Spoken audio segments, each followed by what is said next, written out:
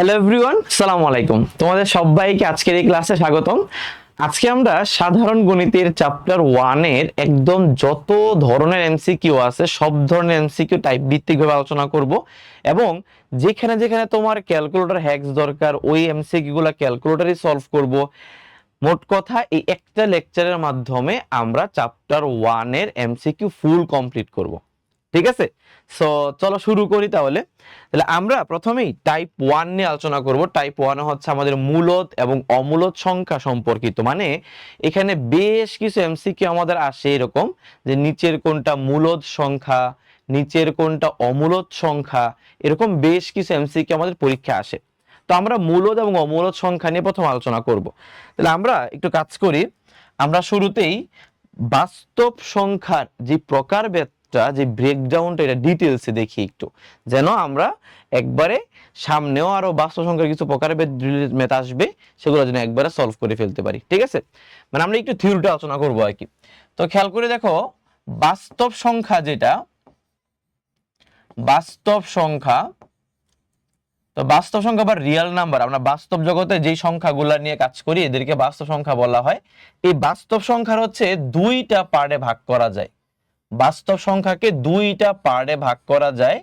এর মধ্যে একটা হচ্ছে তোমার মূলদ সংখ্যা, একটা হচ্ছে মূলদ সংখ্যা, এবং এখানে আরেকটা হচ্ছে তোমার অমূলদ সংখ্যা। একটা মূলদ সংখ্যা, একটা কি সংখ্যা বলো তো? অমূলদ সংখ্যা। এদের আমি উদাহরণ নিয়ে পরে আসতেছি, আগে প্রকারভেদটা আমরা একটু করে নেই। দেন মূলদ যে সংখ্যাটা, এটাকে আবার আমরা দুই ভাগে ভাগ করতে পারি। একটা পূর্ণ সংখ্যা, একটা হচ্ছে তোমার পূর্ণ সংখ্যা, এবং আরেকটা হচ্ছে তোমার ভগ্নাংশ সংখ্যা। একটা পূর্ণ সংখ্যা, আরেকটা কি সংখ্যা? ভগ্নাংশ সংখ্যা। বুঝতে পারছো? তাহলে পূর্ণ সংখ্যাকে আবার ভাগ করা যায় আলাদা আলাদা। কি কি? একটা হচ্ছে ধনাত্মক সংখ্যা, ধনাত্মককে আমি বাংলায় না লিখে প্লাস দিলাম। একটা হচ্ছে তোমার শূন্য, আরেকটা হচ্ছে আবার ঋণাত্মক সংখ্যা। ধনাত্মক, শূন্য, ঋণাত্মক। বুঝছো? আবার ধনাত্মক এবং শূন্য এদেরকে একত্রে বলা হয় অঋণাত্মক সংখ্যা। এদেরকে একত্রে বলা হয় তোমার অঋণাত্মক সংখ্যা। ঠিক আছে? আচ্ছা, আবার যারা ধনাত্মক পূর্ণ সংখ্যা আছে, যারা ধনাত্মক পূর্ণ সংখ্যা অর্থাৎ 1 2 3 4 5 6 7 8 9 10 একদম অসীম পর্যন্ত, ঠিক আছে, ওদেরকে আমরা আবার স্বাভাবিক সংখ্যা বা ন্যাচারাল নাম্বার নাম দিতে পারি। স্বাভাবিক সংখ্যা বা কি নাম্বার? Natural number. এটা আমি জাস্ট এন দিয়ে প্রকাশ করলাম। ওকে, আচ্ছা। ভগ্নাংশ সংখ্যা যেটা, এইটা আবার তুমি দুই ভাগে ভাগ করতে পারো। ভগ্নাংশ সংখ্যাটাকে তুমি দুই ভাগে ভাগ করতে পারো। কি কি ভাগে ভাগ করতে পারো? দেখো, ভগ্নাংশ হচ্ছে তোমার, একটা হচ্ছে বলা হয় স্বাভাবিক ভগ্নাংশ, একটাকে বলা হয় তোমার স্বাভাবিক, একটাকে বলা হয় স্বাভাবিক ভগ্নাংশ, আরেকটাকে বলা হয় তোমার দশমিক ভগ্নাংশ। স্বাভাবিক এবং দশমিক। আচ্ছা ভাই, স্বাভাবিক ভগ্নাংশটা কি?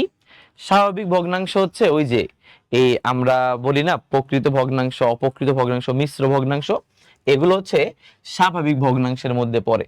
সো স্বাভাবিক ভগ্নাংশ হচ্ছে নরমালি হয় তোমার প্রকৃত ভগ্নাংশ, প্রকৃত, তারপরে হয় তোমার অপ্রকৃত, আরেকটা হয় তোমার মিশ্র।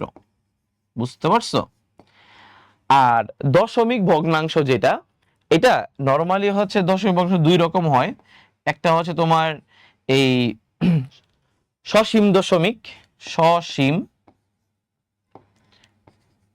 সসীম দশমিক, আর আরেকটা হচ্ছে তোমার, আরেকটা হচ্ছে বলা হয় আবৃত্ত দশমিক, আবৃত্ত দশমিক। ঠিক আছে, মানে সসীম দশমিক ভগ্নাংশ, আবৃত্ত দশমিক ভগ্নাংশ। ওকে। আর অমূলদ সংখ্যা মূলত, অমূলদ সংখ্যা মূলত আসলে অসীম অনাবৃত্ত দশমিক ভগ্নাংশ আর কি। মানে এটার একটাই নাম যে অমূলদ বা অসীম অনাবৃত্ত, অসীম অনাবৃত্ত দশমিক ভগ্নাংশ, অসীম অনাবৃত্ত দশমিক। হ্যাঁ, এখন কথা হচ্ছে ভাই একদম পুরা হিবিজিবি হয়ে গেছে, তাই না? আচ্ছা, এইবার আমি তোমাকে একদম উদাহরণ সহকারে পার্ট বাই পার্ট করে একটু বোঝাই যে তোমার কোনটা দেখলে তুমি কি আনসার করে আসবে। খেয়াল করে দেখো, বাস্তব সংখ্যা, আমরা সংখ্যা জগতে যা যা ইউজ করি সবই কিন্তু বাস্তব সংখ্যা। এখন বাস্তব সংখ্যার প্রকারভেদ কয়টা বললাম? দুইটা, একটা মূলদ সংখ্যা আর একটা কি সংখ্যা বলো তো? অমূলদ সংখ্যা। প্রথমে আমরা অমূলদ সংখ্যার পার্টে আসি। প্রথমে আমরা অমূলদ সংখ্যার পার্টটাতে আসি। অমূলদ সংখ্যাটা হচ্ছে তোমার সহজ হিসাব, যেই সংখ্যাটা তোমার দশমিকের পর একদম অসীম সংখ্যক অঙ্ক থাকবে, যেখানে তোমার অঙ্কগুলো র্যান্ডমলি সাজানো থাকবে। একদম উদাহরণ সহকারে যদি আমি তোমাকে বলি, যেমন ধর আমি তোমাকে বললাম যে 1.42317 dot dot dot dot dot dot dot dot dot, মানে এটা চলতেই থাকবে, এখানে কোনো থামি নেই। যদি থাইমা যায় তাইলে হয়ে যাবে তোমার মূলদ সংখ্যা। দেখো তো ভাই, দশমিক চিহ্নের পর এখানে হিউজ সংখ্যা না, এবং কোন সংখ্যা কি পুনরাবৃত্তি হইছে? কোন মানে পুনরাবৃত্তি বলতে বুঝাচ্ছি যে একই রকম জিনিস বারবার আসতেছে, এরকম কিন্তু না, একদম র্যান্ডমলি চলে যাচ্ছে, রাইট? আবার ধরো আমি তোমাকে বললাম 4.569721 dot dot dot dot dot dot dot dot dot dot, এরকম ধরো অসীম পর্যন্ত চলতেছে, বুঝছো? এই সংখ্যাগুলো আমাদের কি অমূলদ সংখ্যা।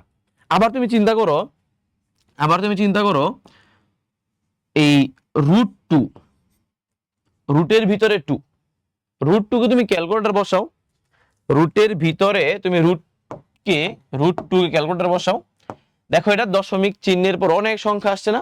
এখানে আরো সংখ্যা আছে, বাট শেয়ার দেয় নাই তোমাকে, বাট এখানে অসীম সংখ্যা আছে।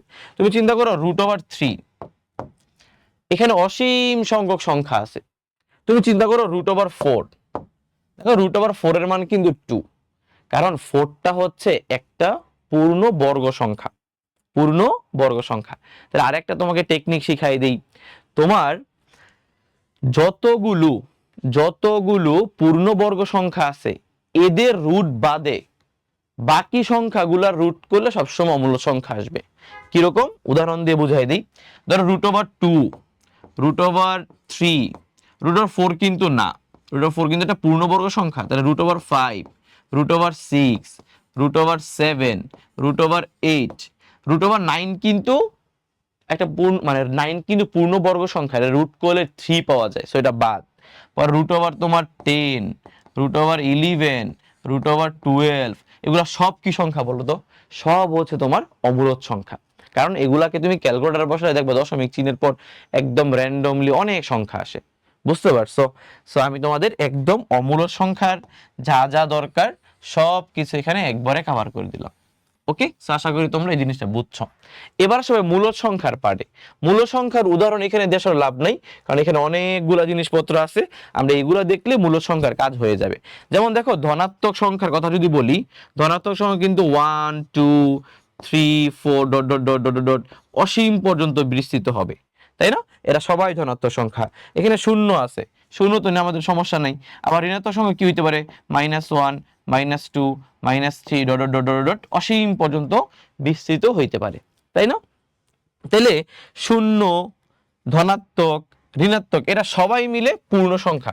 এখানে কোনো দশমিক সংখ্যা নাই, এখানে কোনো ভগ্নাংশ নাই, সবগুলো পূর্ণ সংখ্যা আছে, তাই না?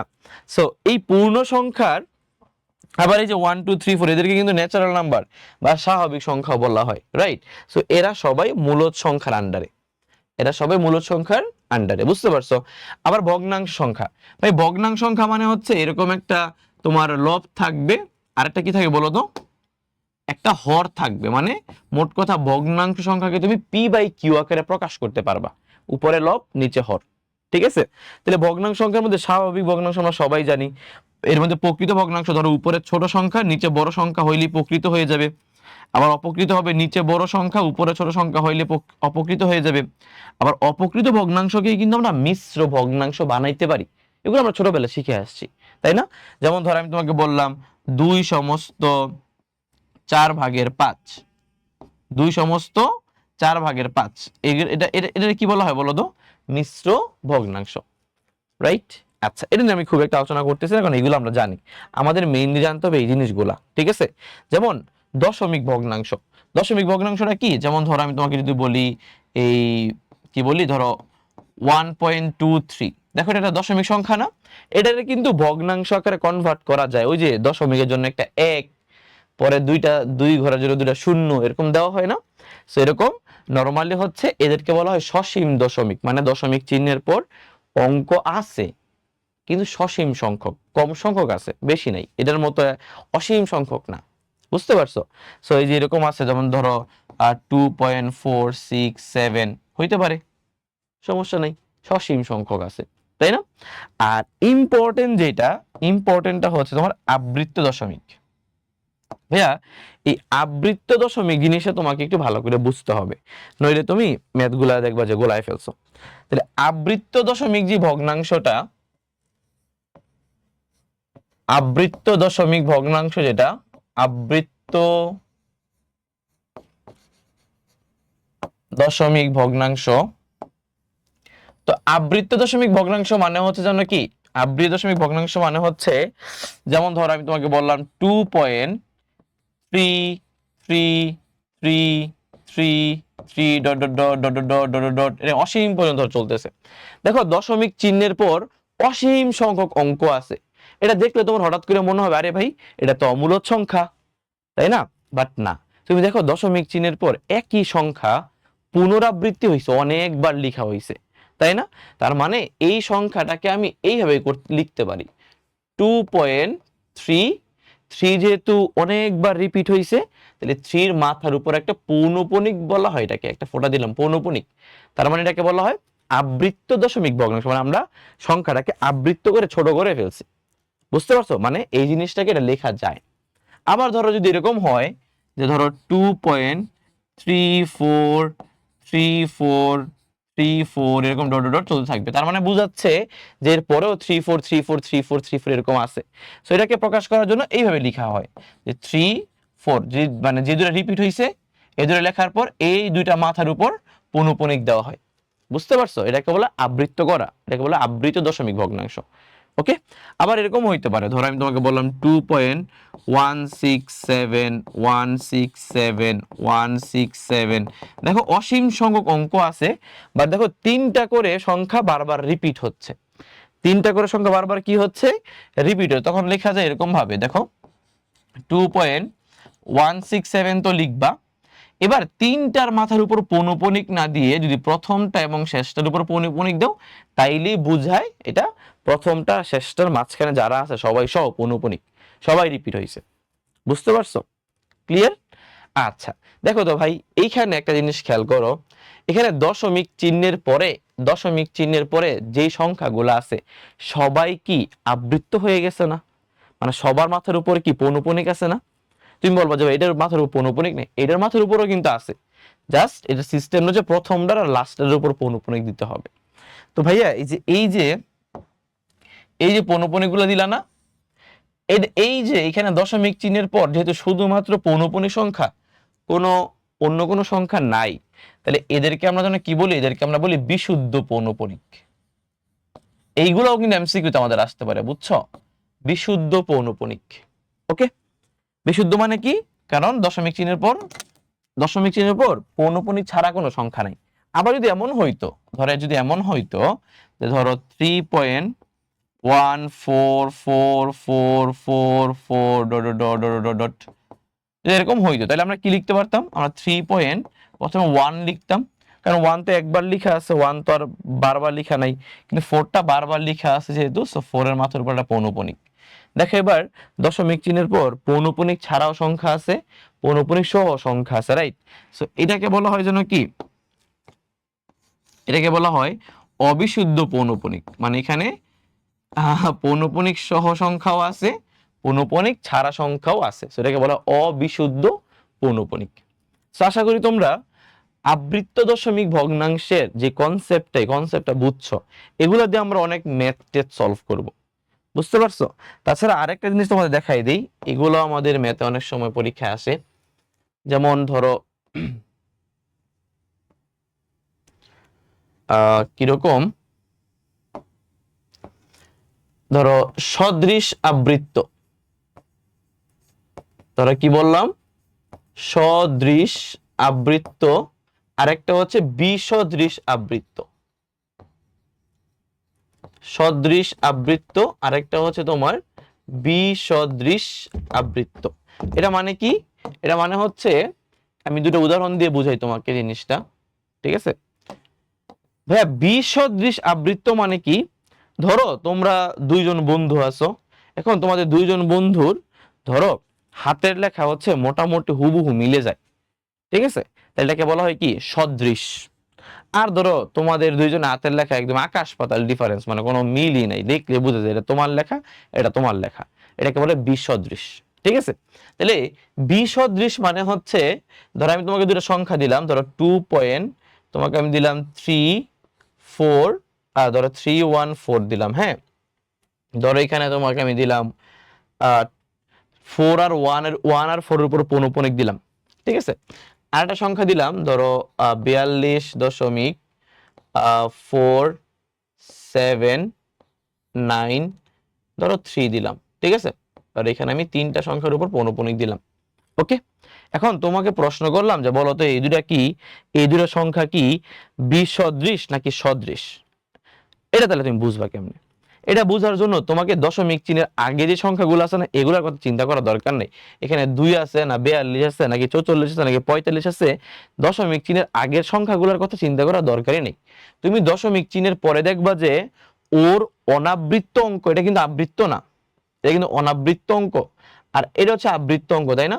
তোমাকে দেখতে হবে ওর অনাবৃত্ত অঙ্ক যতগুলো আছে, ওর অনাবৃত্ত অঙ্ক যতগুলো আছে, এখানে অনাবৃত্ত অঙ্ক ততগুলো আছে কিনা, আছে, রাইট?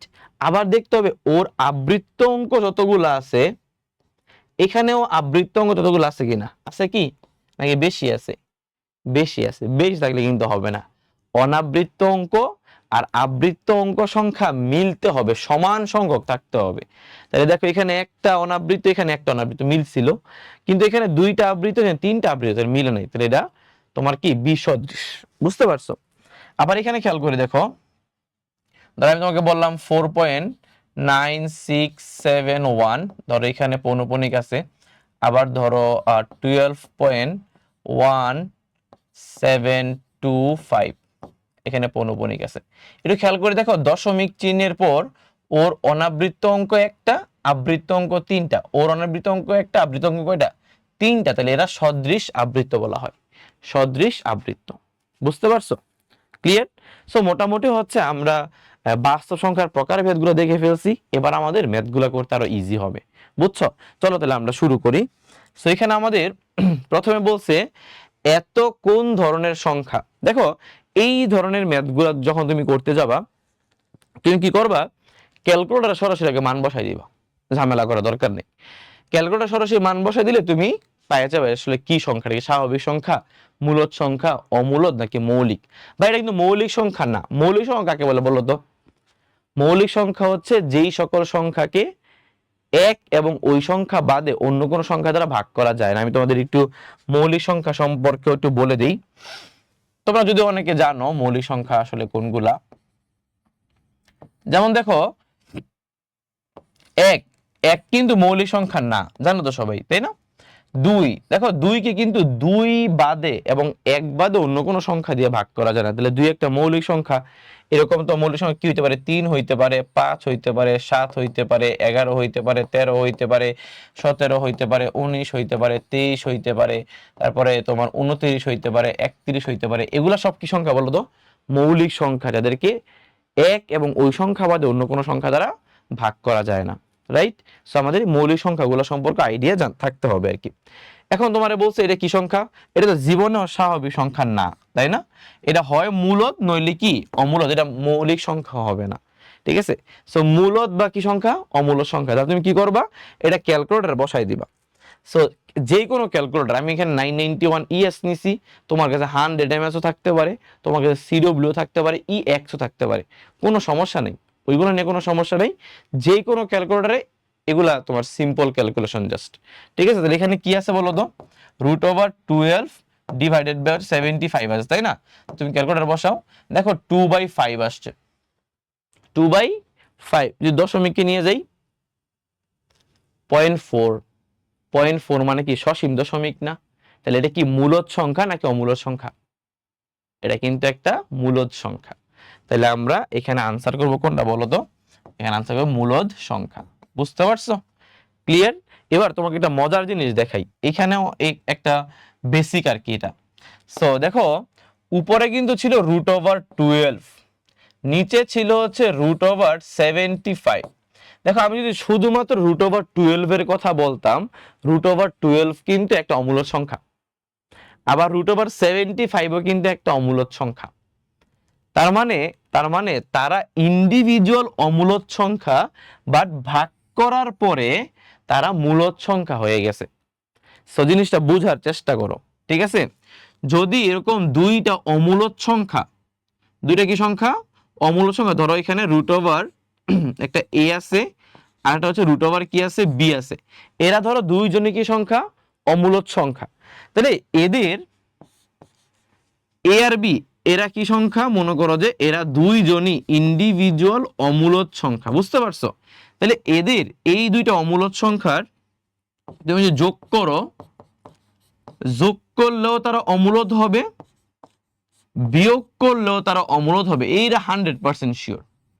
যোগ বিয়োগটা অবশ্যই অমূলদই হবে 100%, এখানে কোনো ঝামেলা নাই, ঠিক আছে? কিন্তু ভাই এদের তুমি যদি গুণ করো, কিংবা এদেরকে তুমি যদি কি করো, ভাগ করো, এদেরকে যদি ভাগ করো, তাহলে এরা মূলদ হইতে পারে, মূলদ হতে পারে, আবার কি অমূলদ হতে পারে, অমূলদ হতে পারে। বুঝতে পারছো? সো এটা একটা বেসিক, এই জিনিসটা মাথায় রাখো। আবার একটু বলে দেই যে দুইটা অমূলদ সংখ্যা, এদের যোগফল সারা জীবন অমূলদ, বিয়োগফল সারা জীবন অমূলদ, কিন্তু এদের গুণফল বা ভাগফল এটা করে দেখতে হবে, সেটা মূলদ হইতে পারে, অমূলদ হইতে পারে। বুঝতে পারছো? ক্লিয়ার? সো চলো আমরা নেক্সট যাই। বলছে নিচের কোনটি মূলদ সংখ্যা? নিচের কোনটি কি সংখ্যা? মূলদ সংখ্যা। আচ্ছা এটা মুখে মুখে করে ফেলি, তোমরা যদি না বুঝো ক্যালকুলেটর সলভ করবা। দেখো √5 কিন্তু একটা অমূলদ সংখ্যা, √3ও কিন্তু একটা কি অমূলদ সংখ্যা। আবার 7 এর ঘনমূল যদি করো, 7 এর কি মূল? ঘনমূল, তাহলে দেখবা ক্যালকুলেটর দিলেও দেখবা অমূলদ সংখ্যাই আসে। কিন্তু ভাইয়া 8 এর ঘনমূল, 8 এর ঘনমূল মানে কিন্তু 2, 2 কে কিউব করলে 8 পাওয়া যায়, 8 কে 1 ঘনমূল করলে 2 পাওয়া যায়। তাহলে এইটা হচ্ছে আমাদের মূলদ সংখ্যা। এটা আমরা মুখে মুখে সলভ করে ফেলছি। তোমার যদি মনে হয় মাঝে মাঝে বড় ক্যালকুলেশন দেখে বুঝতেছো না, তখন তুমি সবগুলা ক্যালকুলেটর বসায় বসায় চেক দিবা। বুঝতে পারছো? পরেরটা কি বলছে? নিচের কোনটি মূলদ সংখ্যা? দেখো এইখানে যেই সংখ্যাগুলোর কথা বলছে, এই সংখ্যাগুলো কিন্তু রুটের ভিতরে দশমিক সংখ্যা আছে, তাই না? সো এই সংখ্যাগুলো আমাদের দেখাই আনসার বের করা আমাদের এরকম পসিবিলিটি কম, মানে অনেকে এটা পারে না। সো আমি তোমাকে আগে ক্যালকুলেটর জিনিসটা দেখাই নেই, তারপরে তোমাদের আমি টেকনিক বলে দিব। দেখো প্রথম সংখ্যাটা কি আছে বলো তো? রুটের ভিতরে 0.4 আছে, তাই না? দেখো রুটের ভিতরে 0.4টা যখন ইনপুট দিছো, দেখো দশমিক চিহ্নের পর হাজার হাজার সংখ্যা চলে আসছে, এটা মূলদ সংখ্যা না। আবার রুটের ভিতরে 0.9 লিখলে দেখবে হাজার হাজার সংখ্যা চলে আসছে, এটাও না, ঠিক আছে? কিন্তু দেখো রুটের ভিতরে তুমি যদি 0.04 দাও, তাহলে দেখো কত আসে? 1/5 আসছে। দেখো 1/5 কিন্তু দশমিকের পরে একটা সংখ্যা, এটা কিন্তু মূলদ সংখ্যা, আর কিন্তু চেক করার দরকার নেই, তাই না? দশমিকের পরে একটা সংখ্যা, রাইট? আবার এখানে হচ্ছে আরেকটা আছে 0.025, এটা আছে, দেখো এটাও দশমিক চিহ্নের পর অনেক সংখ্যা। তাহলে আমাদের আনসার কোনটা বলো তো? আমাদের আনসার হচ্ছে এই যে এইটা, আনসার হচ্ছে এইটা। এটা কেন আনসার হইছে খেয়াল করে দেখো, যদি তোমার এটা দরকার নাই আসলে, আমি জাস্ট তোমাকে দেখাচ্ছি। দশমিকের পরে কি দুইটা সংখ্যা না? তাহলে দুইটা সংখ্যার জন্য কি দশমিকের জন্য একটা 1 লেখা লাগে নিচে, আর দশমিক চিহ্নের পরে দুইটা সংখ্যার জন্য দুইটা শূন্য লেখা লাগে, আর উপরে তুমি জাস্ট 4 লিখবা, তাই না? তাহলে 4 কে 100 দিয়ে কাটলে হচ্ছে 25, রাইট? আর 25 কে রুট করলে হচ্ছে 1/5 পাওয়া যায়, 1/5 পাওয়া যায়, তাই না? সো এটা সহজেই কি মূল সংখ্যা হয়ে গেছে। বাট বাকিগুলো কি মূল সংখ্যা হয় নাই, কারণ কি দেখো তো এখানে হচ্ছে উপরে নিচে হচ্ছে দশমিক চিহ্নের জন্য 1 আর একটা শূন্য, উপরে 9, তাহলে 9/something কে বর্গমূল করলে তাহলে উপরে 9টা না 3 আসবে, কিন্তু 10টা তো অমূল্য সংখ্যা, যার কারণে ওভারঅল কি অমূল্য সংখ্যা চলে আসতেছে। বুঝছো? এখানেও সেম, এখানেও সেম। সো এটা হচ্ছে আমাদের মূলত মূলদ সংখ্যা। আমরা এগুলো ক্যালকুলেটর বসাই দিব, বুঝতে পারছো? এগুলো ক্যালকুলেটর ছাড়া তোমার না করে ক্যালকুলেটর বসাই দিলে হয়ে যাবে। বলছে নিচের কোনটা মূলদ সংখ্যা? দেখো তোমার আমি কি বলছিলাম যে রুটের ভিতরে ভাগ ভাগ অবস্থা বা গুণ অবস্থা যদি দুটো অমূল্য সংখ্যা থাকে, এটা যে কখন মূলদ সংখ্যা হয়ে যাবে আমরা জানিও না, বুঝতে পারছো? এখন দেখো এখানে আমি তোমাকে যদি বলে দিই যে কোনটা মূলদ সংখ্যা, দেখো √10 কে √2 দিয়ে ভাগ করলে দেখবা √5 আসে। √5 কিন্তু মূলদ সংখ্যা না। √49 যেটা কিন্তু 7 আসবে, কিন্তু √98 মানে হচ্ছে তোমার একটা দশমিক ভগ্নাংশ, দশমিক আসবে। সো ওভারঅল দশমিক সংখ্যা চলে আসবে আর কি। দেখো এখানে আছে √100, √100 মানে 10, আর √144 মানে 12, মানে এটা 10/12 আসবে। দ্যাট মিনস এটা আসবে 5/6 আসবে, বুঝছো? ক্যালকুলেটর দিলে আর কি, ক্যালকুলেটরে দিলে। সো এটাই আমাদের একমাত্র মূলদ সংখ্যা। এখানে √200 দিলে এমনিতেই সে একটা অমূল্য সংখ্যা আসবে, তারপর 2 দিয়ে ভাগ করলে অমূল্য সংখ্যা চলে আসবে, বুঝছো? আমি এটা ক্যালকুলেটর দেখাইলাম না, তুমি ক্যালকুলেটরে বসাও, সমস্যা নেই। কারণ আমরা আসলে চাই কি, জীবনটা সহজ করতে চাই, আমরা চিন্তা করতে চাই না। সেগুলো তুমি ক্যালকুলেটরে দিলেই সহজে বের হয়ে যাবে আর কি। নেক্সট যাই। বলছে a = √3, b = √12। দেখো একটু ভালো করে তাকায় দেখো, এটাও কিন্তু একটা অমূলদ সংখ্যা, বিও কিন্তু একটা অমূলদ সংখ্যা। বলছে নিচের কোনটি অমূলদ সংখ্যা? তোমাদের আমি আগেই বলছিলাম যে দুইটা অমূলদ সংখ্যার গুণফল, ভাগফল, অথবা এখানে ভাগফল মানে উল্টা ভাগফল, এদের মান মূলদ হইতে পারে, অমূলদ হইতে পারে, কিন্তু এদের যোগফল জীবনে মূলদ হওয়ার পসিবিলিটি নাই।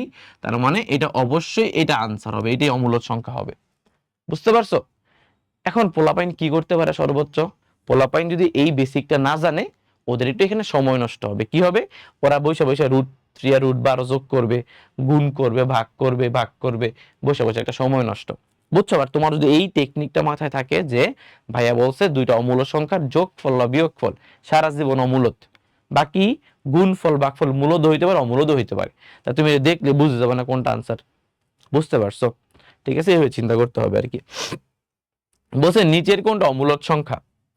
নিচের কোনটা অমূলদ সংখ্যা? আমি বলে দিচ্ছি, দেখো √8, রুটের ভিতরে যদি 8 থাকে তাহলে দশমিক চিহ্নের পর অনেক সংখ্যা আসবে।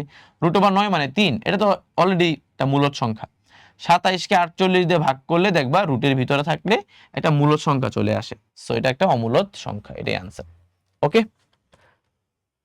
নিচের কোনটা অমূলদ সংখ্যা? এটা কিন্তু একটা আবৃত দশমিক ভগ্নাংশ, সেটা মূলদ সংখ্যা। 0.80 মূলদ সংখ্যা, 0.9 মানে 3 মূলদ সংখ্যা, বাট 0.8 √8 মানে হচ্ছে এটা অমূলদ সংখ্যা, √8 হচ্ছে অমূলদ সংখ্যা,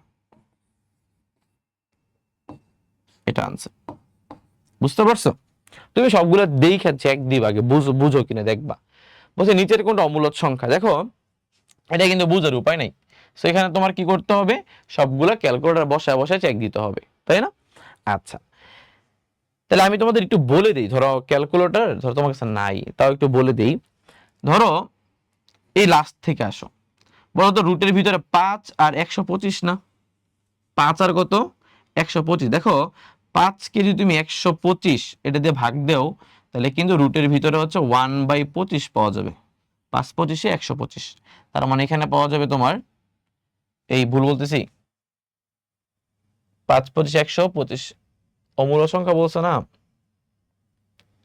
সো এখানে তোমার আসবে 1/5। 1 কত আসবে? 5। 1/5 কিন্তু এটা মূলদ সংখ্যা। আবার এখানের দিকে তাকাও, 3 আছে 27 আছে, 3 কে যদি আমি 27 দিয়ে ভাগ দিই তাহলে 1/9 পাওয়া যায়। 3 নং 27 না? তার মানে এখানে 1/3 পাওয়া যাবে। 2 কে যদি তুমি 8 দিয়ে ভাগ দাও তাহলে এখানে 1/4 পাওয়া যায়, রুট করলে হচ্ছে 1/2 পাওয়া যাবে, বুঝতে পারছো? আর এইখানে তাকাও, এখানে উপরে √7, এখানে √ওভার কত? 21 না? 7 কে 21 দিয়ে ভাগ করলে পাওয়া যাবে হচ্ছে 1/3। 1/3 কে রুট করলেও এখানে একটা দশমিক চিহ্নের পর অনেক সংখ্যা চলে আসবে, তার মানে এটা একটা অমূলদ সংখ্যা। ঠিক আছে, ওকে। বলছে মূলদ সংখ্যার ক্ষেত্রে √49 একটি বিজোড় সংখ্যা। হ্যাঁ, √49 মানে 7 পাওয়া যাবে, এটা একটা বিজোড় সংখ্যা। ঠিক আছে, এটার আনসার ঠিক আছে এটা। তারপরে কি বলছে? 0.21 একটি প্রকৃত ভগ্নাংশ। এই 0.21 কি প্রকৃত ভগ্নাংশ? বলো। 0.21 মানে যদি দশমিক তোমার উপরে যদি কি হয়, লবে যদি সংখ্যা ছোট হয়, হরে যদি বড় হয়, তাইলে তো প্রকৃত ভগ্নাংশ, তাই না? তুমি দেখবা যতগুলো সংখ্যা তুমি প্রকৃত ভগ্নাংশ লিখবা, ধরো 2/3 বা ধরো 2/5 বা ধরো 7/9, দেখো তো উপরে ছোট নিচে বড় না? এই সবগুলা সংখ্যাই কিন্তু 0 দশমিক সামথিং আসে, 0 দশমিক সামথিং। যদি এখানে বড় হইতো, ধরো এখানে উপরে হইতো ধরো 4, নিচে ধরো হইতো 3, তাহলে দেখতে যে দশমিক ভাগ করলে কিন্তু 1 পয়েন্ট সামথিং হবে, রাইট? সো তোমাকে আমি একটা সহজ একটা বুদ্ধি শিখাই দেই, সেটা হচ্ছে দেখবা যে যেই সংখ্যাগুলোতে কোনো পূর্ণ সংখ্যা নাই প্রথমে, মানে একটা শূন্য বা শূন্য, জাস্ট 0 দশমিক সামথিং, এগুলো সবগুলো প্রকৃত ভগ্নাংশ, সবগুলোই প্রকৃত ভগ্নাংশ। অথবা তুমি এটা ক্যালকুলেটর বসাতে পাবা, যেমন ধরো তুমি 0.21 লিখছো, কি লিখছো 0.21, তুমি ক্যালকুলেটর সমান সমান চিহ্ন দাও, দেখো আসছে কত 21/100, তার মানে উপরে ছোট সংখ্যা নিচে বড় সংখ্যা, দ্যাট মিনস এটা প্রকৃত ভগ্নাংশ সংখ্যা। বুঝতে পারছো? ক্লিয়ার? সো নেক্সট আমরা দেখি, বলছে শূন্য একটি পূর্ণ সংখ্যা। হ্যাঁ, শূন্য একটা পূর্ণ সংখ্যা, কারণ আমরা পড়ে আসছি যে পূর্ণ সংখ্যার প্রকারভেদ পড়ে আসছিলাম না, শূন্য, ঋণাত্মক, অঋণাত্মক। সো শূন্য একটি পূর্ণ সংখ্যা গেল এটা। বলছে দুইটি অমূলদ সংখ্যার যোগফল সর্বদা অমূলদ, বিয়োগফল সর্বদা অমূলদ, গুণফল মূলদ হইতে পারে, অমূলদ হইতে পারে। দেখছো, এটা আমরা পড়ে আসছি। সো এটা আনসার। ওকে, এরপরে কি বলছে, এরপরে আসো আমরা টাইপ 2 তে যাই। তাহলে তোমাদের কি মূলদ সংখ্যা আর অমূলদ সংখ্যার পুরো কনসেপ্টটা ক্লিয়ার হইছে? সো আমরা কিন্তু মূলদ সংখ্যা অমূলদ সংখ্যার ম্যাথগুলা কিন্তু যদি কনসেপ্ট ক্লিয়ার থাকে ক্যালকুলেটর দিয়ে সলভ করে ফেলতে পারি, বা মাঝে মাঝে আমরা অপশন চেক দিয়ে সলভ করে ফেলতে পারি। বুঝছো? সো এবার হচ্ছে আমরা টাইপ 2 শুরু করব। টাইপ 2 তে খেয়াল করে দেখো কি বলছে, যে আবৃত্ত দশমিক ভগ্নাংশকে সামান্য বা সাধারণ ভগ্নাংশে প্রকাশ সংক্রান্ত।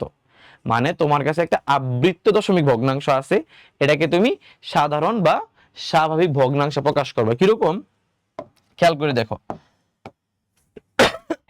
ধরো আমি তোমাকে বললাম 2 শুধুমাত্র 3, এটাকে তোমাকে যদি আমি বলি ভগ্নাংশ আকারে প্রকাশ করো, তাহলে কিন্তু তুমি কি করা বলো তো, দশমিকের জন্য একটা 1 দিবা, দশমিকের পরে যতগুলো অঙ্ক আছে ততগুলো শূন্য দিবা, তারপরে পুরা সংখ্যাটা তুমি উপরে লিখবা, যেখানে কোনো কি থাকবে না, দশমিক থাকবে না, শুধু 23 লিখবা। তাই এটাকে আমরা কি করলাম, সাধারণ ভগ্নাংশে কনভার্ট করলাম। এখানে কিন্তু কোনো আবৃত্ত নাই, জাস্ট একটা নরমাল দশমিক ভগ্নাংশ, রাইট? কিন্তু যদি এরকম হইতো যে 2.3 পৌনপণিক, সো তখন আমরা আসলে কি করতাম, দেখো আমাদের প্রথমে এই ধরনের ম্যাথগুলো যদি আবৃত্ত দশমিক ভগ্নাংশে কনভার্ট করতে চাও, সিস্টেমটা হচ্ছে তোমাকে প্রথমে পৌনপণিক যতগুলো আছে নিচে ততগুলো 9 লিখতে হবে। ততগুলো কি লিখতে হবে? 9। ঠিক আছে, তাহলে একটা পৌনপণিক মানে একটা 9 লিখছো। এবার উপরে তুমি পুরা সংখ্যাটা লিখবা, 23 লিখবা, পুরা 23টা লিখবা। বুঝতে পারছো? মানে পুরো সংখ্যা লিখবা, যেখানে কোনো দশমিকও লিখবা না, আবৃত্ত অংশ লিখবা না। ওকে, দেন মাইনাস করবা।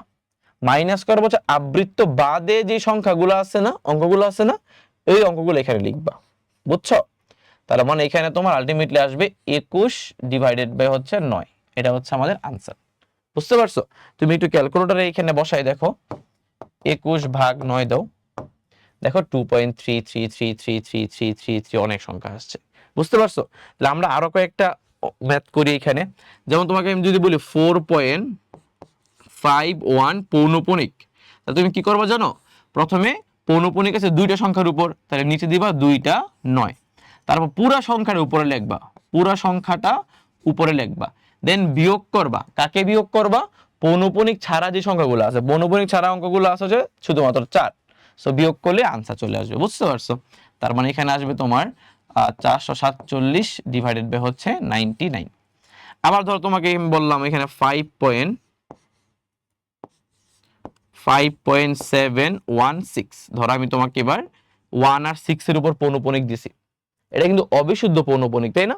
সো এগুলা কেমনে ভগ্নাংশে কনভার্ট করবা, এখানে আগে দেখবা দশমিক পৌনপণিক সহ কয়টা সংখ্যা, 2টা না, তাহলে তুমি 2টা 9 লিখবা।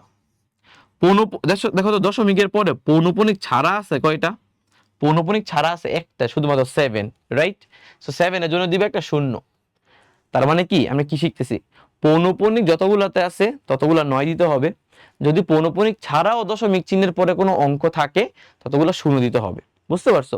আচ্ছা এবার পুরো সংখ্যাটা লিখো, 5716 বিয়োগ করবা। কি বিয়োগ করবা?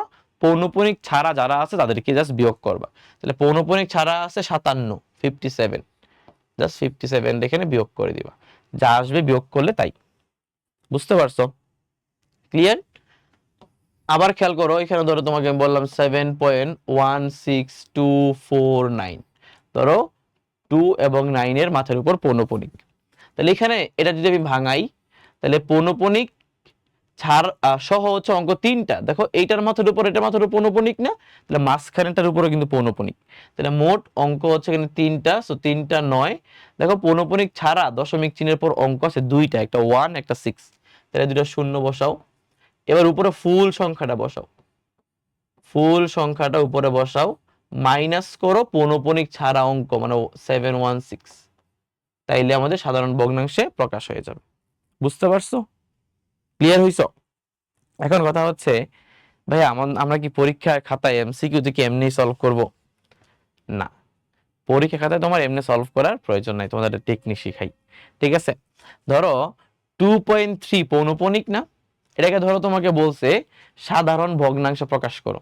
তুমি যেন কি করবা, যে কোনো ক্যালকুলেটর, তোমার যে কোনো ক্যালকুলেটর আছে, তুমি কি করবা, শুধুমাত্র তোমার কোনটাতে, ওই যে 100 ms ক্যালকুলেটর আছে না, ওইগুলাতে মনে হয় হবে না, ওইগুলাতে দশমিক বানানো যায় না আর কি। বুঝতে পারছো? সো যাদের আসলে 100 ms ক্যালকুলেটর আছে, আমি তোমাদের বলবো যে তোমরা 991 ES বা ES প্লাস এই ধরনের ক্যালকুলেটরটা কিনে নাও, এগুলা তোমার সব সময় লাগবে, তুমি ইন্টারভিউ উঠলে এগুলো লাগবে। বুঝতে পারছো? সো যেটা বলতেছিলাম যে 2.3 পৌনঃপুনিক, ভাই তুমি তো 3 এর মাথার উপর পৌনঃপুনিক দিতে পারবা না, এই জন্য তুমি কি করবা জানো, 3 অনেকবার লিখবা, 3 অনেকবার লিখবা, কারণ 3 অনেকবার লিখেই তো পৌনঃপুনিক হয়ে যায়, তাই না? এবার সমান সমানে ক্লিক করো, দেখো 7/3 চলে আসছে। 7 বাই কত? 3। তার মানে এখানে খেয়াল করে দেখো, এই যে এটা কিন্তু তোমার আসলে 7/3, কারণ এখানে 3 তিরিকে কত 9, এখানে 3 7 21, তার মানে কিন্তু আনসার কিন্তু তোমার এখানে 7/3। বুঝছো? আরো দেখাই, ধরো এটাকে যদি আমি এই ক্যালকুলেটর বসাই, তাহলে 451, তাই না? তাহলে 4 এই যে 4.51 না পৌনঃপুনিক, তাহলে 51 অনেকবার লিখবা। হ্যাঁ, তো যতবার মন চায় লিখবা, লিখার পর সমান সমান চিহ্ন দিবা। দেখো চলে আসছে 149 ডিভাইডেড বাই 33, অর্থাৎ তুমি 447 আর 99 কাটাকাটি করলে 149/33 আসবে। ওটাই আনসার, ওটাই এমসিকিউতে থাকবে। বুঝছো? ধরো এটার দিকে তাকাও, 5.716 এর উপর পৌনঃপুনিক, তাই না? তা তুমি কি লিখবা জানো, এখানে লিখবা 5.7 তারপর 16 লিখবা অনেকবার, 16 অনেকবার লিখবা, সমান সমান ক্লিক। এই আরো লিখতে হবে, বুঝছো? কম হয়ে গেছে আর কি, 16 লিখলাম অনেকবার, এই যে দেখছো চলে আসছে। বুঝছো? মানে ক্লিয়ার হয়েছে জিনিসটা, কয়েকবার লিখলেই তোমার চলে আসে আর কি। সো এবার আমরা চলো এমসিকিউ সলভ করি। আশা করি তোমরা এই হাতে কলমে কেমনে সলভ করবা ওইটাও বুঝছো। এবার আমরা ক্যালকুলেটর সলভ করবো কেমনে এটাও দেখলাম। সো দেখো এখানে কি বলছে, 0.03 পৌনঃপুনিককে সামান্য ভগ্নাংশে কনভার্ট করতে। তাহলে তুমি কি লিখবে জানো, প্রথমে লিখবা 0.0, তারপর 3 এর উপর পৌনঃপুনিক ছিল, তাহলে অনেকবার 3 লেখো, দেখো আনসার চলে। এই কি, আবার লিখে অনেকবার লিখতে হবে। দেখো 1/30, তাহলে 1/30 কোনটা আনসার বলো তো? 1/30 হচ্ছে এটা। বুঝতে পারছো? তারপরে খেয়াল করে দেখো, বলছে 0.24 পৌনঃপুনিক, তাহলে 0.24 পৌনঃপুনিক, তাহলে 0.24 অনেকবার লিখলা, তাহলে 11/45, এই যে 11/45। বুঝতে পারছো? তারপরেরটার দিকে তাকাও, 0.012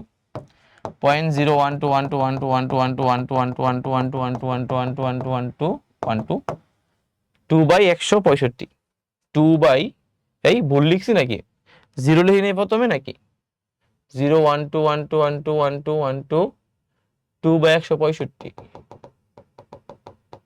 এই দেখে নি এবার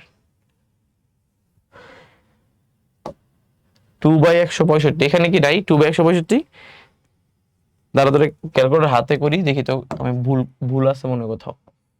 তাহলে 9 দুইটার জন্য এটা একটা শূন্য, পুরোটা লিখলে হচ্ছে তোমার 12 আসবে, কারণ প্রথমে শূন্য শূন্য লেখা দরকার নাই, মাইনাস শূন্য বিয়োগ করলে আসবে 12। আচ্ছা, তাহলে এখানে হচ্ছে ও বুঝতে পারছি, আসলে এখানে একটা মিস্টেক হয়েছে কি জানো, এইটার মাথার উপর পৌনঃপুনিকটা হবে না, মানে যদি এই অপশনগুলো হয় এখানে পৌনঃপুনিক 1 এর উপরও দিয়ে দিছে, বুঝছো?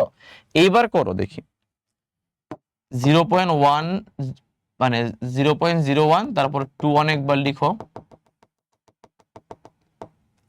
এই যে 11/900, 11/900, বুঝতে পারছো? মানে এখানে ভুলে হচ্ছে পৌনঃপুনিক দিয়ে দিছে আর কি, পৌনঃপুনিকটা হবে না। এরপরে আসো কি বলছে 0.234, বলো 0.234 এটাকে পৌনঃপুনিক বানাবা কেমনে? পয়েন্ট লিখবা 234 234 234 234 234 234 234 234 234 234 234 দিলা কয়েকবার, 26/111। দেখছো সহজ না একবার এই টাইপটা? জাস্ট সামান্য ভগ্নাংশ প্রকাশ করার জন্য খালি কয়েকবার খালি লিখতে হবে, বুঝতে পারছো? সো মোটামুটি আমাদের টাইপ 2 শেষ। সো দেখো টাইপ 2 তে আমরা যে ম্যাথগুলো দেখলাম, এখানে কিন্তু সামান্য ভগ্নাংশকে স্বাভাবিক নরমালি দশমিক ভগ্নাংশকে স্বাভাবিক ভগ্নাংশ প্রকাশ, এগুলা করা খুব সহজ, হাতে কলমে করতে হবে না, জাস্ট ক্যালকুলেটরে বেশ কয়েকবার ইনপুট দিলেই তুমি আনসারগুলো খুব সহজে পেয়ে যাবা, বুঝতে পারছো? এবার চলো আমরা টাইপ 3 দেখি। টাইপ 3 তে কি বলছে দেখো, আবৃত্ত দশমিক ভগ্নাংশের যোগ, গুণ এবং ভাগফল সম্পর্কিত, মানে আমরা এই আবৃত্ত দশমিক ভগ্নাংশ যোগ, বিয়োগ, গুণ, ভাগ এগুলা করব আর কি, বুঝতে পারছো? এখন এগুলা কেমনে করতে পারি? তো নরমালি দেখো একটা জিনিস খেয়াল করো, তোমাকে একটা জিনিস দেখাই, ধরো আমি তোমাকে বললাম 2.3 পৌনঃপুনিক প্লাস 4. ধরো এখানে হচ্ছে 5.6 পৌনঃপুনিক, হ্যাঁ ওকে। তো ধরো এই দুটো যোগ করবা, এখন এই দুটো যোগ করতে গেলে তো তুমি র্যান্ডমলি যোগ করলে তো ঝামেলা হয়ে যাবে, তাই না? তো এইগুলা যোগ বিয়োগ করতে হইলে এদেরকে যেন কি করতে হয়, এদেরকে তোমার প্রথমে সদৃশ আবৃত্ত বানাইতে হয়। সদৃশ আবৃত্ত মানে কি, যে দশমিক চিহ্নের পর দুইটা সংখ্যার যেন তোমার অঙ্ক সংখ্যা যেটা হচ্ছে তোমার যে আবৃত্ত আর অনাবৃত্ত যেন সমান থাকে, বুঝো না জিনিসটা? মানে দেখো তো এখানে আবৃত্ত অঙ্ক কয়টা? একটা। এখানে কয়টা বলো তো? দুইটা। তাহলে সমান যেন থাকে, যেন কি থাকে বলো তো? সমান থাকে, তাইলে গিয়ে তুমি কি করতে পারবা, যোগ বিয়োগটা করতে পারবা। এখন সমান করাটা আবার ঝামেলা না একটা, সমান কিন্তু করাটা একটা ঝামেলা। তো আমরা এই ধরনের ম্যাথগুলা কেমনে সহজে সলভ করতে পারি, ঠিক আছে? বা তোমাকে আমি আরেকটা টেকনিক শিখাইতে পারি, সেটা হচ্ছে কিভাবে তুমি বিসদৃশ থেকে খুব সহজে সদৃশ বানাইতে পারবা, বিসদৃশ থেকে সদৃশ বানানোর সিস্টেমটা কেমনে আর কি। সো এইটা চলো আমরা আগে দেখে নেই, তারপরে তোমাকে আমি এই যোগ বিয়োগ গুণ ভাগগুলা শিখাবো, ঠিক আছে?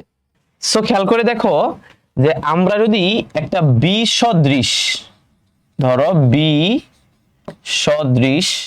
এই বিসদৃশ থেকে যদি আমরা তোমার সদৃশ আবৃত্ত দশমিক ভগ্নাংশে কনভার্ট করতে চাই, তাহলে আমাদের বেশ কিছু সিস্টেম আছে। এখন সিস্টেমটা কি, সিস্টেমটা নিয়ে একটু আলোচনা করব, তাহলে তোমার আশা করি জিনিসটা একটু ক্লিয়ার হবে, ঠিক আছে? কারণ বিসদৃশ থেকে সদৃশ বানানোর পরেই আমরা যোগ বিয়োগ গুলা করি, যোগ বিয়োগটা বিসদৃশে সদৃশ না বানিয়ে করা যায় না, মানে টাফ হয় আর কি। বাট আমরা কেমনে করবো এটা একটু দেখাই তোমাদের। যেমন খেয়াল করো, ধরো আমি তোমাকে লিখলাম হচ্ছে এখানে 2.1643, ঠিক আছে? ধরো এখানে 4 আর 3 মাত্রার উপর পৌনঃপুনিক, একবার আমি একটা দিয়ে পুরো কনসেপ্টটা ক্লিয়ার করে দিব, হ্যাঁ?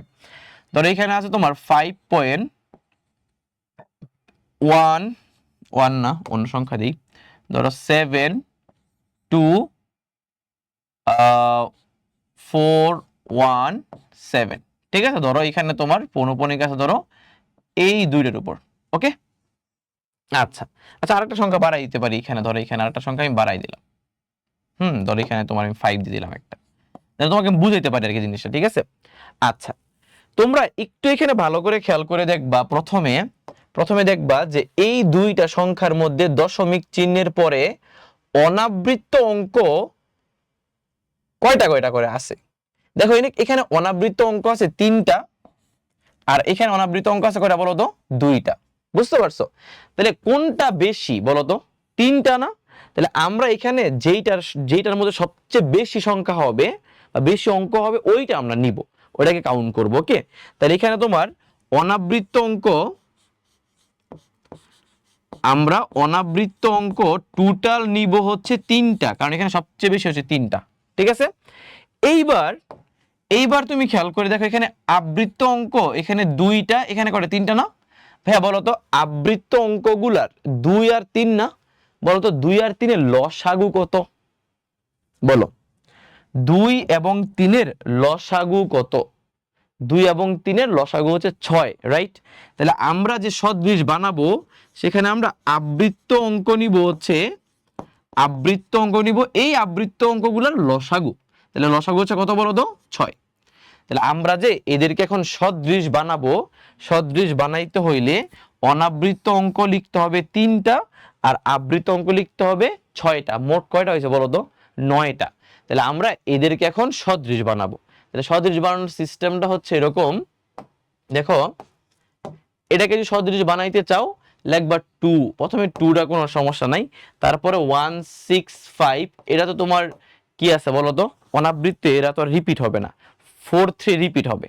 তাহলে 4 3 রিপিট যে করবা 4 3 4 3 4 3 4 3, খালি কি রিপিট করতেই থাকবা? না। এখানে বলো তো আবৃত্ত কয়টা? 3টা, অনাবৃত্ত কয়টা? 6টা, মোট কয়টা হইছে? 9টা না? তাহলে দশমিক চিহ্নের পর মোট 9টা অঙ্ক লিখতে হবে তোমাকে। তাহলে 1 2 3 4 5 6 7 8 9, 9টা এখানে হয়ে গেছে না? সো এই দুটো বাদ, এই দুইটা বাদ। বুঝতে পারছো? এটা বাদ। ক্লিয়ার না? ক্লিয়ার না বলো? ওকে, এবং শুধু এটা লিখলে হবে না, তোমাকে এখানে আবৃত্ত অঙ্ক কয়টা? 6টা না? 6টার মাথার উপর পৌনঃপুনিক দিতে হবে।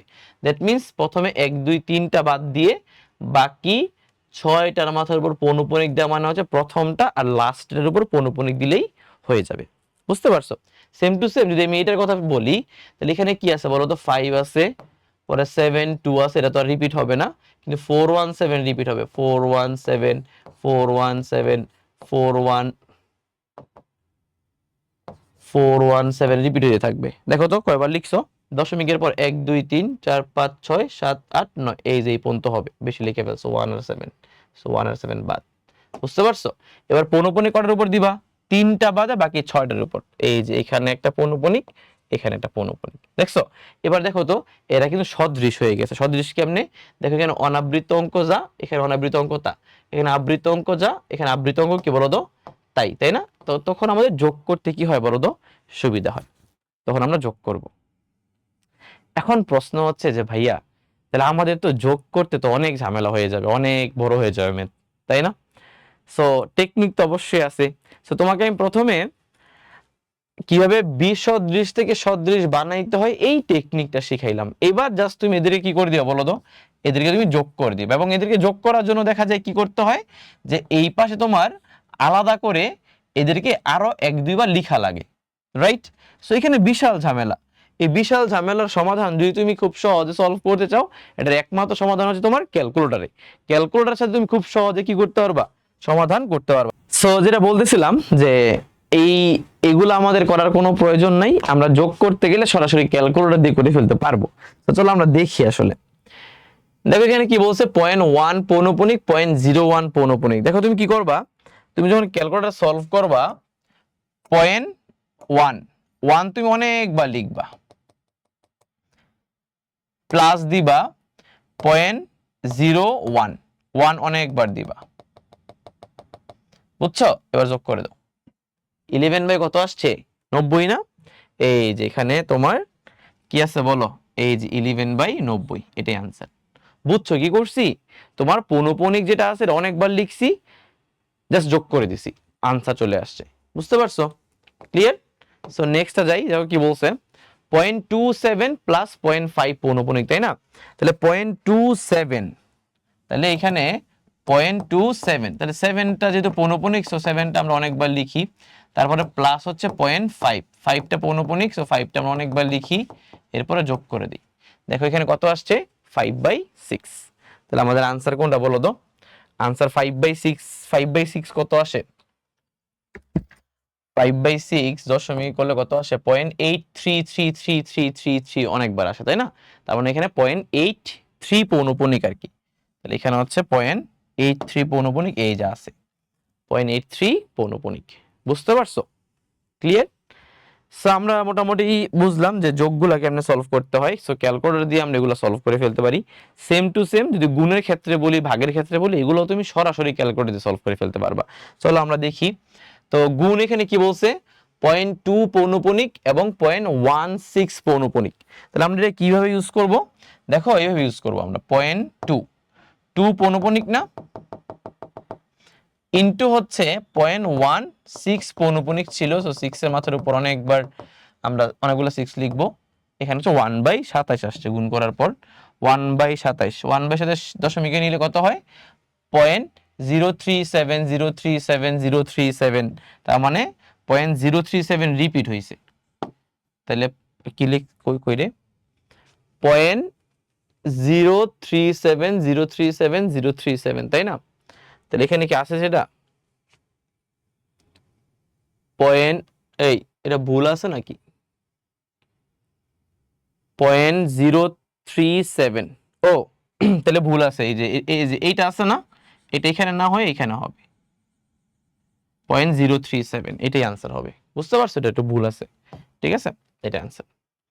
এরপরটা যাই, বলছে 0.16.3। তাহলে তাহলে কিভাবে করা বলো তো? 0.16 ইন্টু 0.3 দিয়ে সমান সমান 0.05555555, তার মানে 0.05 পৌনপুনিক। দেখো তো 0.05 পৌনপুনিক আছে এখানে? হ্যাঁ হ্যাঁ, 0.05 পৌনপুনিক তো নাই। তাহলে কেমনে করো বলো? এখানে কোনটা 0.05 পৌনপুনিক হবে বলো তো? 1/3, এটা তো হবে না। 1/9, এই যে 1/9ই মনে হয় এটাই, এটাও না। 1/18, 1/18, এই দেখো 0.05555555, দেখছো? তার মানে তোমার এইটা আনসার। বুঝতে পারছো? মানে যখন তুমি এগুলারে তুমি ক্যালকুলেটর বসাইছো তখন কি আসছে? 0.055555 আসছে না? সেখানে তো 0.0555 নেই, ভগ্নাংশ আছে। তোমাকে এইগুলো চেক করে দেখতে হবে কোনটাতে হচ্ছে 0.055 আসে। বুঝছো? এটা তো 3/3 1 আসে, জন্য আমি ক্যালকুলেটর দেখাইনি। বাকিগুলো দেখে আমি দেখলাম লাস্টের আনসার। ওকে ওকে, চলো যাই নেক্সট। বলছে 0.28 আবার 42.18। তাহলে বলো তো 0.28, 8 অনেকবার লিখতে হবে, 8 অনেকবার লিখতে হবে, ইন্টু 42.18। সো 18 অনেকবার লিখতে হবে, 18 18 18 18 18 18 18 18 18 18। বুঝতে পারছো? সো এখানে কত আসছে? 60 32 আর নিচে 495, দেখি তো দশমিকে আছে। আচ্ছা দশমিকে আছে, এটা দশমিকে ক্লিক করো। দেখো 12.1858585, তার মানে 185 গুলো রিপিট হয়েছে, রাইট? তার 12.1 তারপরে 85 রিপিট হবে। 12.1, এই যে 85 রিপিট হয়েছে, তার মানে এখানেও একটু ভুল আছে। ওই যে ফোঁটাগুলো একটু ভুল করছে আর কি, বুঝছো? এটা আনসার। ওকে, সো আশা করি তোমরা যোগ বিয়োগ গুণ এগুলা সবকিছু বুঝে গেছো। ভাগটাও সেম করতে হবে। ভাগটাও আমরা কি করব? দেখো এখানে 0.2 পৌনপুনিক আর 0.04 পৌনপুনিক, তাই না? তাহলে এখানে হচ্ছে তুমি কি করবা? 0.2 লিখবা অনেকবার, ভাগ হচ্ছে 0.04 লিখবা অনেকবার। এই যে আনসার 5 আসছে, আনসার হচ্ছে 5। বুঝতে পারছো? ক্লিয়ার? সো আমার মনে হয় তোমরা যোগ বিয়োগ গুণ ভাগ এগুলো সবকিছু পাইরা যাবা। সো এটাও তোমরা সলভ করে ফেলতে পারবা। এক্স এর মান দিছে, ওয়াই এর মান দিছে, যোগ ফল বের করতে বলছে, গুণ ফল বের করতে বলছে, ভাগ ফল বের করতে বলছে। পারবা না? পারবা, এটা তুমি এইচডব্লিউ করে নিও আর কি। বুঝছো? সো আমাদের টাইপ 3 মোটামুটি শেষ। এবার হচ্ছে আমরা টাইপ 4 নিয়ে আলোচনা করব, বুঝছো? সো টাইপ 4 আমাদের কি আছে? টাইপ 4 হচ্ছে আমাদের দশমিক, পূর্ণবর্গ, মৌলিক সংখ্যা, পূর্ণ স্বাভাবিক সংখ্যা, এই মানে সবকিছু মিলায় ঝিলায়, মানে আমাদের লাস্ট টাইপ। এই টাইপটা হচ্ছে আমাদের এই চ্যাপ্টারের লাস্ট টাইপ। সো এই টাইপের মধ্যে আমরা বেশ কিছু এমসিকিউ দেখব, বিভিন্ন ধরনের এমসিকিউ দেখব, মানে একই রকম এমসিকিউ না, বুঝতে পারছো? সো এই টাইপটা করলে আমাদের মোটামুটি শেষ। সো চলো আমরা এই টাইপের আসলে কোনো বেসিক দরকার নাই, কারণ এখানে বেসিক তোমাকে আমি যা আগে পড়াইছি সেগুলো দিয়েই কাজ করব। আর দুই একটা জিনিসপত্র লাগবে, ওটা আমরা এমসিকিউ দেখার সময় দেখে ফেলবো, ঠিক আছে? চলো আমরা শুরু করে দিই। সেখানে বলছে √5 এর 4 দশমিক স্থান পর্যন্ত আসন্ন মান কোনটা? এটা বের করার জন্য জাস্ট তোমার একটা ক্যালকুলেটর যথেষ্ট। তুমি কি করবা, রুটের ভিতরে দিবে একটা 5, 5 এর পরে তুমি দেখো এখানে কি বলছে, 2.2360। দেখো 60 4 দশমিক, এটার পরে কিন্তু 6 আছে। তা আমরা জানি যে যতটুকু লিখবা তার পরের সংখ্যা যদি 5 বা 5 থেকে বেশি হয় তাহলে একবারে, তাই না? তাহলে তুমি যদি 4 দশমিক স্থান পর্যন্ত লিখতে চাও তাহলে 2.2361 লিখতে হবে। 2.2361, দেখো তো 2.2361 কোথায় আছে? এই যে 2.2361 এটা আছে, বুঝতে পারছো? সো এটা আনসার লিখতে হবে। এরপরে কি বলছে, এত এর বর্গমূল কোন ধরনের সংখ্যা? ভাইয়া 0.0025 না? তুমি খেয়াল করো তো, রুটের ভিতরে 0.0025 যদি দেও তাহলে কত আসে? 0.05 না? 0.05, বলো তো 0.05 কি সংখ্যা? আবৃত্ত দশমিক, অনাবৃত্ত অসীম, নাকি অসীম দশমিক, নাকি সসীম দশমিক? দশমিকের পরে সসীম অঙ্ক আছে না এখানে, 0.05 সসীম সংখ্যক, তার মানে আনসার কোনটা বলো তো? সসীম দশমিক, বুঝতে পারছো? ক্লিয়ার? নেক্সট যাই। বলছে 4টি ক্রমিক স্বাভাবিক সংখ্যার গুণফলের সাথে কত যোগ করলে যোগফল একটি পূর্ণ বর্গ সংখ্যা হবে? 4টি ক্রমিক স্বাভাবিক সংখ্যা, এদের গুণফলের সাথে কত যোগ করলে যোগফল পূর্ণবর্গ সংখ্যা হবে? তুমি সারা জীবন মনে রাখবা, 4টা ক্রমিক স্বাভাবিক সংখ্যার গুণফলের সাথে 1 যোগ করলে যোগফল পূর্ণ সংখ্যা হয়। কত যোগ করলে? 1 যোগ করলে, ঠিক আছে? এটা সবসময় মাথায় রাখবে, এটা মুখস্থ করতে হবে, এটা মুখস্থ। এবার আমি তোমাকে জিনিসটা বুঝাই দিই একটা। যেমন ধরো তুমি পরপর 4টা ক্রমিক স্বাভাবিক সংখ্যা নাও, যেই কোনো, ধরো 2 নিলা, 3 নিলা, 4 নিলা, 5 নিলা, এদের সাথে 1 যোগ করো। দেখো তো টোটাল মানটা কত আসে। তোমার এখানে 4 5 20, এখানে 3 গুণা 6, তাহলে তোমার 20 এর সাথে তোমার কত যোগ করলে, 6 গুণ যদি করো, বা 40 120, তাই না? 120 1 যোগ করলে হচ্ছে 121 হয়, তার মানে 121। সো 121 কে তোমার 121 কি সংখ্যা বলো তো? একটা পূর্ণ বর্গ সংখ্যা। 121 এর রুট করলে 11 পাওয়া যায়, রাইট? সো যেই কোনো 4টা স্বাভাবিক ক্রমিক স্বাভাবিক সংখ্যার গুণফলের সাথে 1 যোগ করলে যোগফল কি হয়? পূর্ণ বর্গ সংখ্যা হয়, বুঝতে পারছো? এটা তোমার ম্যাথও আছে বইয়ের মধ্যে। বলছে নিচের কোনটি বিশুদ্ধ পৌনঃপুনিক ভগ্নাংশ? বিশুদ্ধ মানে কি? দশমিক চিহ্নের পরে কোনো অনাবৃত অঙ্ক থাকবে না। দেখো এখানে দশমিক চিহ্নের পর 2টা অনাবৃত, এখানে দশমিক চিহ্নের পর 2টা অনাবৃত, এখানে দশমিক চিহ্নের পর 1টা অনাবৃত, এখানে দেখো দশমিক চিহ্নের পর কোনো অনাবৃত অংশ নাই, পুরোটাই আবৃত্ত। তাহলে এটাই আনসার, তাহলে এটাই আনসার, বুঝতে পারছো? ঠিক আছে, নেক্সট যাই। ক্ষুদ্রতম মৌলিক সংখ্যা কোনটা? এই জগতে ক্ষুদ্রতম মৌলিক সংখ্যা হচ্ছে 2। অনেকে বলে 1, 1 কিন্তু মৌলিক সংখ্যা না। 2 হচ্ছে আমাদের কি সংখ্যা? মৌলিক সংখ্যা, এবং সবচেয়ে ছোট মৌলিক সংখ্যা, বুঝতে পারছো? সেগুলো আমাদের এমসিকিউতে আসে। নিচের কোনটি স্বাভাবিক সংখ্যা? স্বাভাবিক সংখ্যা কিন্তু সবসময় 1 থেকে শুরু হয়, 1 2 3 4 5 6, তাই না? সো এগুলা কিন্তু স্বাভাবিক সংখ্যা না, এটাও না, এটাও না, আনসার হচ্ছে 3। এটা হচ্ছে আমাদের স্বাভাবিক সংখ্যা, বুঝতে পারছো? এরপরে কি বলছে, বাস্তব সংখ্যার ক্ষেত্রে পূর্ণ বর্গ নয় এরকম যেই কোনো স্বাভাবিক সংখ্যার বর্গমূল একটা অমূল্য সংখ্যা। দেখো কি সুন্দর একটা প্রশ্ন বলছে, পূর্ণ বর্গ নয় এরকম যেই কোনো স্বাভাবিক সংখ্যার বর্গমূল একটা অমূল্য সংখ্যা। আমি তোমাদের টাইপ 1-এ পড়ায় আসছি।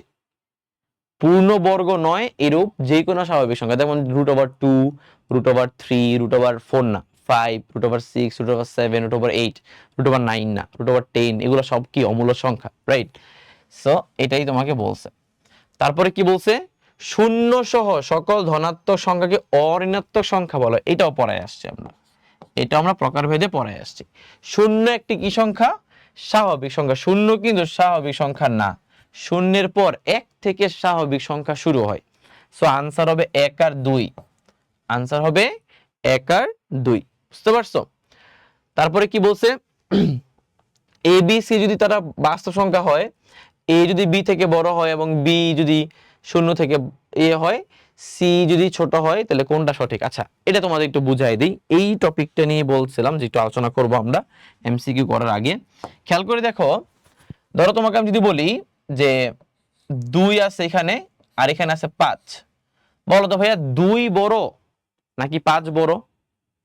অবশ্যই 5 বড়, তার মানে এই দিকে হচ্ছে একটা তীর চিহ্ন হবে, তাই না?